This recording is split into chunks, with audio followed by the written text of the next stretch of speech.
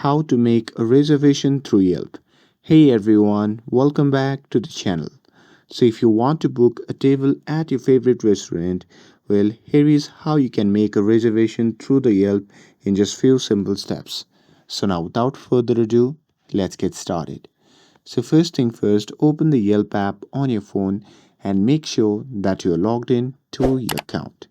And now here, once you're inside the app, you can use the search bar to search for the restaurant where you want to book a table.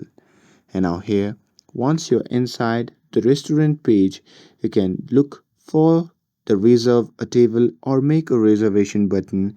And once you have found it, you can simply tap on it. And after that, you need to select your desired date, time, and party size for the reservation. And once you're done with that, you need to fill in your contact information so the restaurant can confirm your reservation. And once you're done with that, you need to review your details.